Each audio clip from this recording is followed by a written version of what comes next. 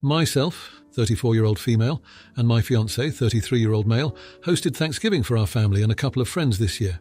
A few days prior, I wrote a list of things that needed to be done before the day and assigned certain items to my fiancé and daughter, 16-year-old female, because otherwise those things just wouldn't get done, such as cleaning the ferret cage, bringing in the extra table from outside, etc. Things that are too heavy for me with my back issues. The day before, I spent 6 hours deep cleaning the kitchen and dining room and a couple of hours prepping dishes for the next day. On the day of, I was up at 8 a.m. cleaning and cooking, while everyone else slept until 10 a.m. Then they got up and helped with the few things left on my list. I cleaned and cooked until 5 p.m. when it was ready, and we finally ate. As I mentioned, I have chronic back pain, and by the end of the day, I was so tired and in pain that I couldn't even eat. After everyone left, we put the leftovers in the fridge and decided to work on cleaning up everything else the next day. I was still in so much pain and so tired Friday and Saturday that I didn't get out of bed much at all. I needed to rest and didn't think much of it. Sunday rolls around and I get up and start to work on Christmas decorations and the Christmas tree, assuming my fiancé would get to the kitchen cleanup that still hadn't been done since I had done pretty much everything else for Thanksgiving.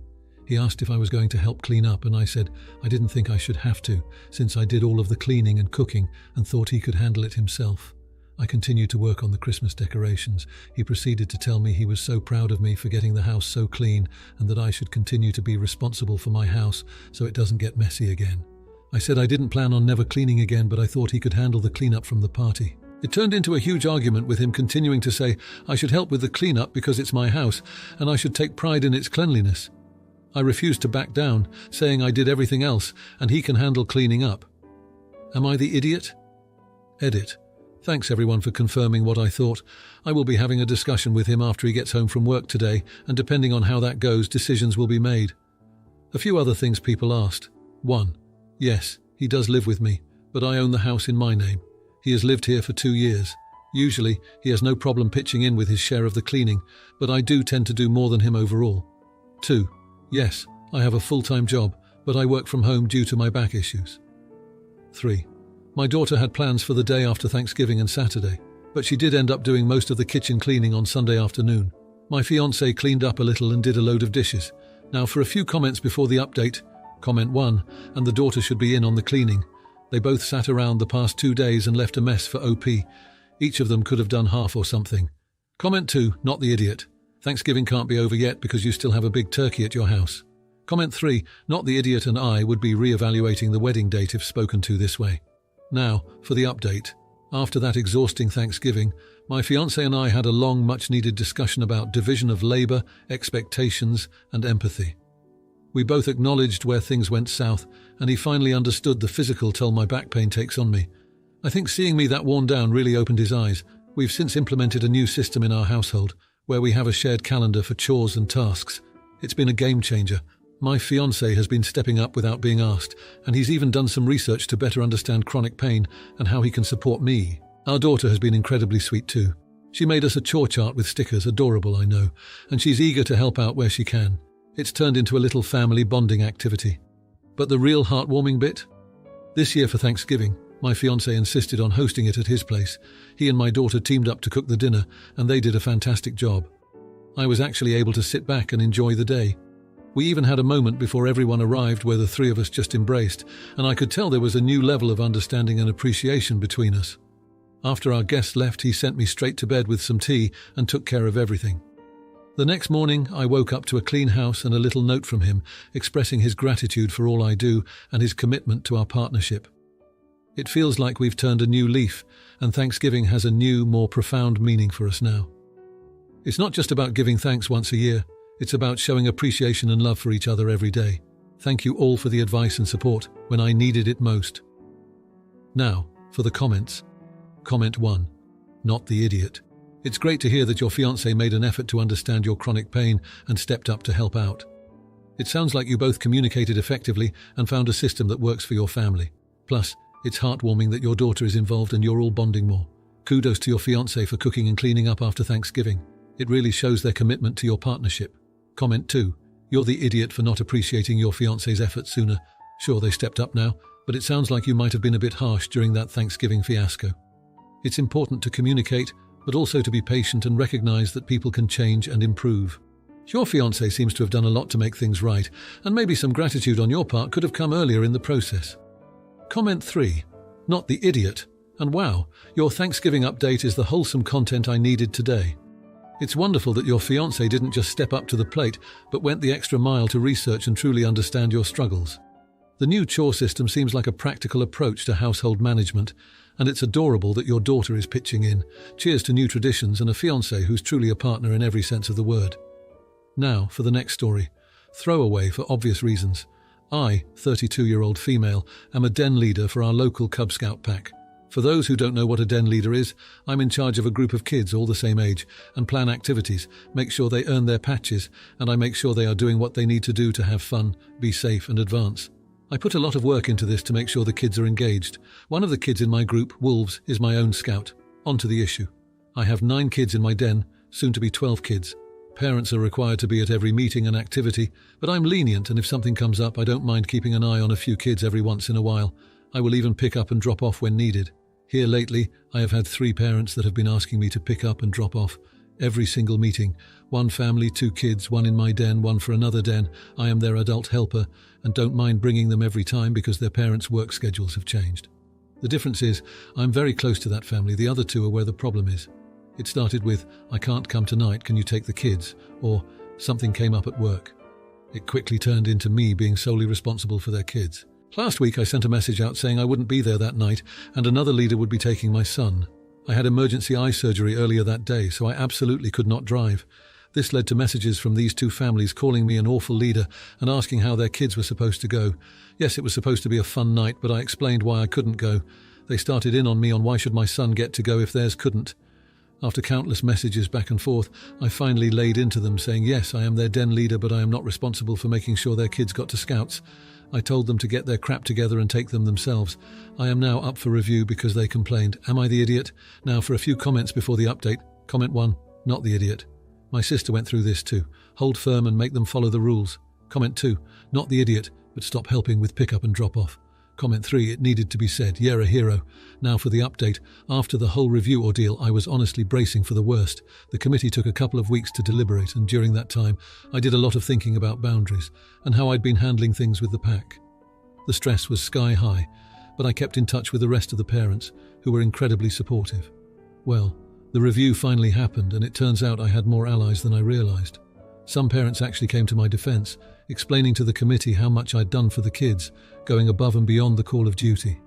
They shared stories of their kids coming home excited about what they learned and did, and how I made sure that every child had a chance to participate, no matter what. The committee concluded that while I could have set clearer boundaries, I certainly wasn't in the wrong for expecting parents to take part in their kids' scouting experience. As for the 3 families that complained, the committee spoke to them separately. It turns out one of the parents was going through a tough divorce, and the other had recently lost a job. They were both drowning in their own problems and unfairly leaned on me without realizing the burden it caused. We all sat down together, me, the committee, and the 3 families, and had a heart-to-heart. Tears were shed, apologies were made, and it felt like a weight lifted off everyone's shoulders. They hadn't realized the pressure I was under or how their actions affected the entire pack. One of the parents, the one going through a divorce, even volunteered to take over some of my administrative duties to lighten my load. The most touching moment came a week later, when the pack organised a thank you day for me. The kids handed me handmade thank you cards, and one of the dads had fixed up my old car, making sure it was safe for those times I do need to pick up a couple of kids. Another family started a carpool schedule so that no one person would be overwhelmed. It's been a few months since then, and the atmosphere has completely changed. We're more of a tight-knit community now, and everyone stepped up to share the responsibilities. It's amazing how a little turbulence brought us all closer and made our pack stronger. I learned a lot about leadership, communication, and forgiveness. I'm still the den leader, and oddly enough, I'm grateful for the drama that happened. It taught us all a valuable lesson and made our Cub Scout pack one of the most united and dedicated groups you could ever meet. Now for the comments. Comment 1. Not the idiot at all. It's heartwarming to see a community recognise and appreciate someone who's clearly putting in the work for the kids. It's tough when you're juggling responsibilities and trying to keep everyone happy. The fact that the parents stepped up to support you and even offered help shows you've made a real impact. Plus the thank you day. That's the cherry on top. It's clear you're making a difference, and I'm glad the pack sees that too. Comment 2. You're the idiot for not setting clear boundaries from the start. Expecting parents to just know what you need without clear communication is setting yourself up for failure. It's great that it all worked out in the end, but it's important to remember that leadership includes effective communication. You could have avoided this stress by being upfront about your needs and the level of involvement required. Hopefully this is a learning moment for better teamwork in the future. Comment 3. Definitely not the idiot. It's always easier to criticize than to help out, and it sounds like you were doing your best in a tricky situation. The fact that some parents were dealing with personal issues doesn't give them the right to take it out on you. I'm glad they apologized and are now contributing. It's a testament to your character that you were able to turn this around and strengthen the pack. Keep up the great work. Now, for the next story. So this weekend we did Thanksgiving late due to work schedules and such. Super small family gathering, just my parents, my guy, and our 2 kids. Pretty informal because we live 2 miles apart and see each other all the time anyways. We did it at our house, gave my folks the option of ours or theirs, but figured with the kiddos it might be easier at our house. We did the turkey as well as 2 sides, and my parents brought over the rest of the sides and a dessert. After dinner was finished, my mum, 65 years old female, and I, 33 years old female, went and did the dishes in the kitchen, and everybody went and sat down on the couches and watched TV after dinner. When I was finished, I went in and sat down with my guy and kicked my feet up on the recliner with him and put my head on his chest, which I wound up falling asleep for about 20 minutes. Obviously this is unintentional, but being a mum of 2 little kids who also works night shift at the hospital, it just happened. Long story short, when I called my mum the next day, she pretty much laid into me that I ruined Thanksgiving, and that she has never felt so hurt that I wound up falling asleep, and if we wanted them to go, I should have just mentioned that the party was over. I tried explaining to her that I was just full and relaxed after dinner and dozed off for a few minutes. It's not like I went upstairs and went to bed. I stated that I thought everyone had a good time, and she hit me back with, "You couldn't even get an extra chair so we could all sit at the table." Mind you, I have a large farmhouse bench and 2 chairs on the end of my table. This is how it has been set up for years, and it has never been an issue prior to tonight, and we all fit just fine. She proceeded to tell me that I let them and my kids down, who showed no signs of this, and that she is just trying to hold this family together. In turn, she beat around the bush that I am a bad mum, although she denies saying that after the fact. The conversation wound up getting pretty heated due to this.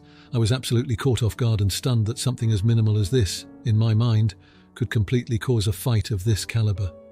So, am I the jerk for this? For context, so nothing is being left out that could contribute to the bad mom statement. I don't do drugs, never been arrested, have a college degree in healthcare, which I've worked at the same company and held this job for 11 years. Now, for a few comments before the update. Comment 1. Your mom sounds off her rocker. The post-Thanksgiving meal nap is as much an American tradition as the turkey is. What's her actual problem, because this ain't it? Not the idiot.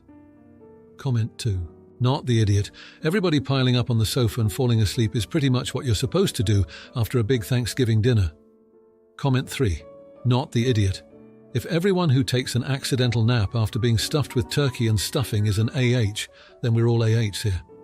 Now for the update, I reached out to my mum a few days after our argument hoping to clear the air. Instead it opened up a floodgate. She brought up every perceived slight I'd ever committed, dating back to my teenage years. It was like she'd been keeping a ledger of disappointments, and my nap on Thanksgiving was the final entry. 2 weeks ago, my youngest came down with a nasty flu. I was already drained, juggling my night shifts and caring for both kids, but this took it to another level.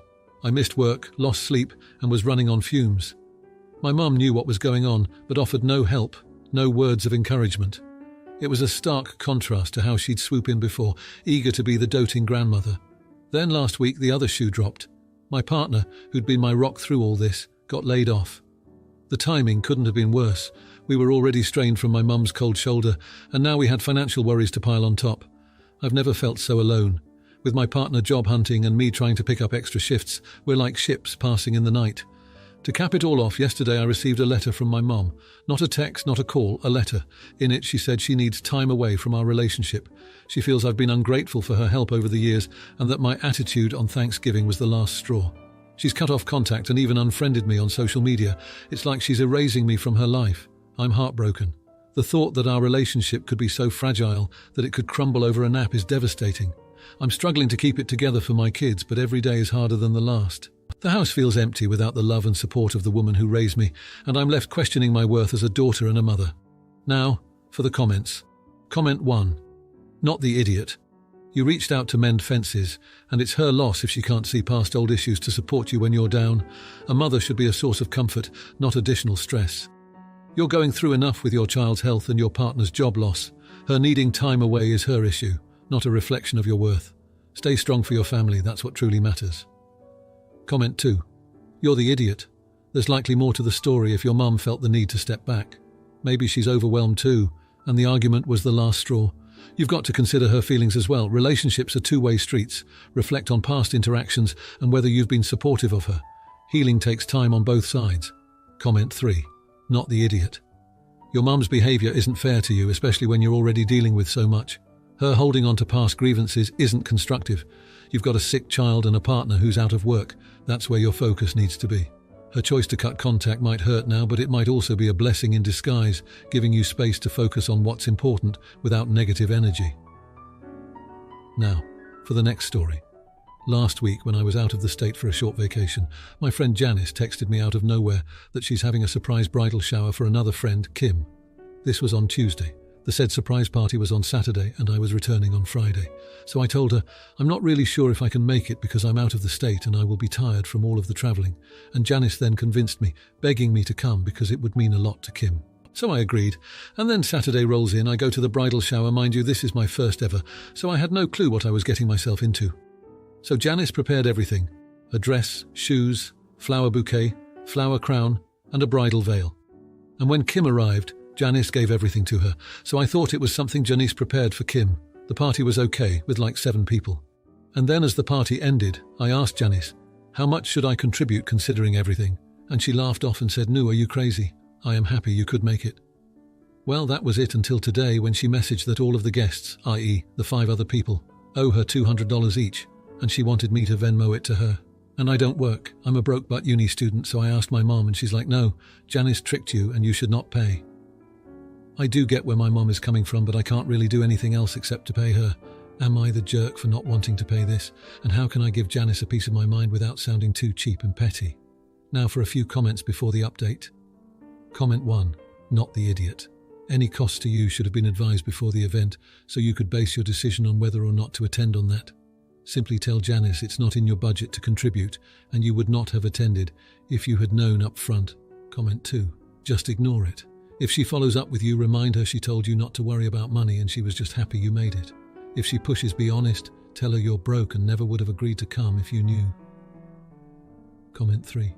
Every shower I've been to, people bring gifts for the bride. I've never seen anyone give the bride a dress, shoes, flower bouquet, flower crown, and a bridal veil. This seems very strange. Now for the update. First off, I decided to follow my mum's advice and have a chat with Janice about not being able to afford the $200. I was nervous, but I figured honesty was the best policy. That's when things went sideways. Turns out Janice had pulled the same stunt with all the other guests, and I wasn't the only one upset. A couple of days after I talked to her, one of the other guests, Mia, made a group chat excluding Janice, revealing that she had found receipts in Janice's apartment, their roommates. That totaled up to only $600. There were 20 of us at the shower. Janice was trying to pocket $3,400. Mia organised a meet-up, and almost everyone showed up. We were just going to confront Janice together when Kim, our bride-to-be, called. Here's the kicker. She never wanted a bridal shower in the first place. Janice had convinced her it was a tradition she couldn't skip. The plot thickened when Kim arrived at the meeting spot, furious but also on the brink of tears. She had been doing some digging of her own. Janice's story about Kim's fiancé being on board with the shower, total lie. He was as clueless as the rest of us. Fast forward to the next day. We all gathered at Janice's apartment for the confrontation. It was like a scene straight out of a movie. Voices were raised, tears were shed, and the truth came out in all its ugly glory. Janice finally confessed she had made up the whole thing to make Kim happy and get a little help with her own financial problems. She sobbed, apologised, and promised to return any collected money.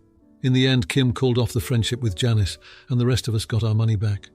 Kim's fiancé stepped in to handle the situation, saying he'd oversee the financial aspect to ensure Janice followed through with her promises. To mend fences, we're throwing a small genuine engagement party for Kim, with a strict no-gifts policy. As for my relationship with Janice, it's pretty much non-existent now.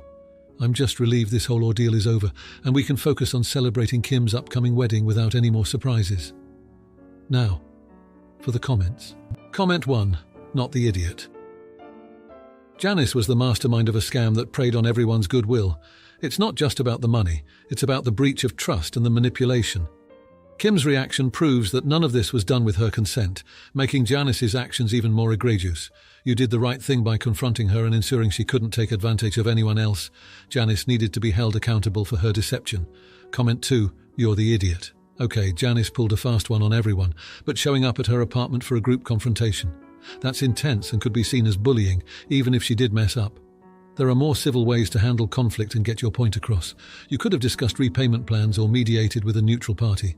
This public shaming might give you short-term satisfaction, but it doesn't fix the deeper issues. Comment 3. Not the idiot. You all acted as a united front against someone who was clearly taking advantage of friends and a situation. It's not just about the money, it's the principle. Janice's lies could have ruined Kim's special time and possibly her relationship. Plus, you made sure Kim got the celebration she wanted without the stress of unwanted gifts. Sometimes it takes a village to protect one of their own, and you did just that. If you like this video, you'll probably like these too. Also, while you're here, please consider subscribing. It's your support that keeps this channel alive and allows me to make better and longer videos. Have a great day.